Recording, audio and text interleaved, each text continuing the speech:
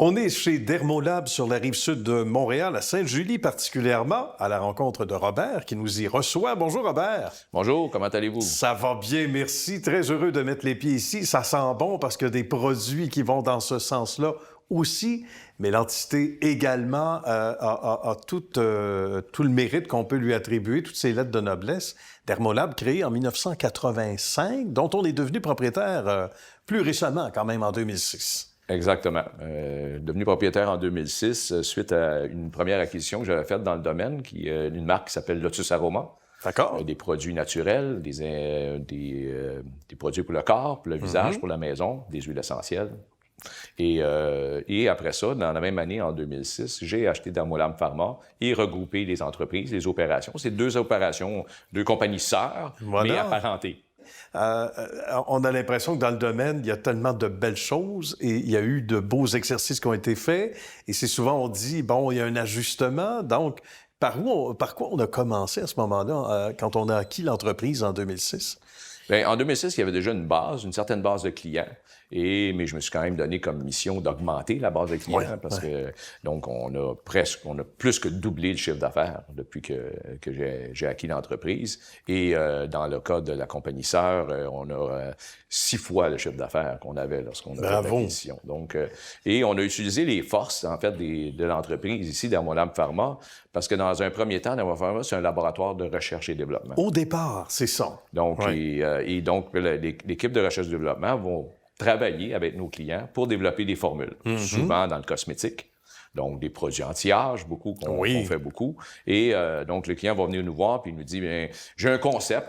Voici mon concept. Je voudrais avoir une crème à base de vitamine C. Je donne un exemple. Ça peut être plusieurs choses. Avec tel ingrédient. Je voudrais telle texture. Donc, je veux une texture pas collante. Je veux une texture qui rentre bien dans la peau, etc. Fait que là, le groupe de R&D, avec le client, basé sur son gadget, va développer une formule.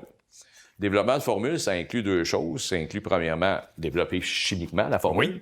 Et ce que tu veux t'assurer quand tu l'as développé, c'est que la sauce, ça colle. Ça tient ensemble. Parce que un produit pourrait se séparer dans le temps. C'est vrai. Ce que tu fais, c'est que on fait un processus de stabilité accélérée.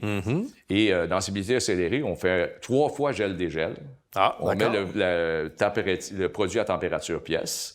On met le produit dans un frigidaire et on met le produit à 45 degrés Celsius. D'accord, donc extrême, comme s'il avait été oublié dans l'auto. Exactement.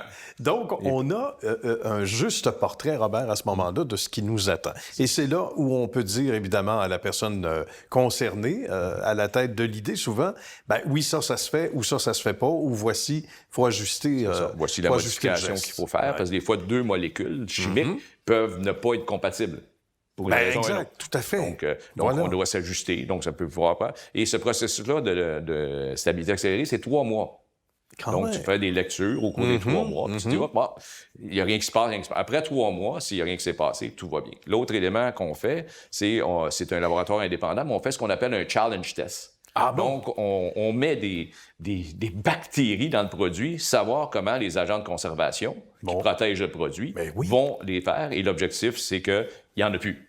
Donc, tes agents ont fait l'ouvrage parce que la salle de bain, même si c'est très propre une salle de bain, il y a quand même des bactéries. C'est clair. L'humain a des bactéries. L'humain est composé. On a un pot, on se met les doigts dedans. Donc, on risque de contaminer nous-mêmes le produit. Donc, l'important des agents de conservation, qu'ils soient naturels ou chimiques, ça dépend de la composition du produit. Parce que de plus en plus, il y a des agents de conservation naturels. Et ça, c'est une belle nouvelle.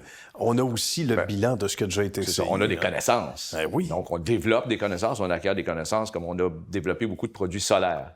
Ah bon? D'accord. Donc, des solaires qui peuvent être soit des produits, des DIN, donc des produits médicaments, ou aujourd'hui, tu peux le faire des solaires avec des filtres naturels qu'on appelle des NPN, Natural Product Number. Et ces produits-là, on a devenu une belle expertise à l'interne parce qu'on se dit aujourd'hui, les gens parlent souvent de réchauffement climatique, mais le soleil, il est de plus en plus présent et on devrait se protéger la peau tous les jours. Donc, aller à l'extérieur, juste prendre une marche, tu es affecté par le soleil. Et le soleil, c'est un des plus gros agents de vieillissement de la peau. Il y a la gamme Lotus, petit coup de chapeau à Lotus aussi, parce que c'est dans la famille. On en parle, on pense évidemment aux produits qu'on retrouve dans les diffuseurs, etc. Les huiles essentielles qu'on va utiliser dans les diffuseurs. On a des produits à application comme des rollants douleurs musculaires, par exemple. Cutanées, des produits pour l'acné, qui ont tous des revendications supportées par Santé Canada.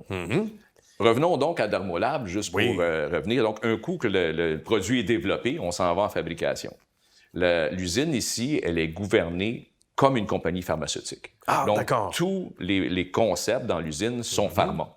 Je dis pas aux gens, ce matin, on fait du cosmétique, c'est tel concept, puis demain, on fait du pharma. C'est tout du pharma. D'accord. Ce qui va changer entre le pharma et le produit santé naturelle et le cosmétique, c'est la nature des analyses qu'on va faire sur une matière première ou un produit fini. Mais les mêmes normes sont suivies, échantillonnage sur les lignes, vérification, début, fin, conciliation. Tout ça, c'est pareil. La retraçabilité, dans le fond. Traçabilité des produits, ça, c'est rassurant aussi.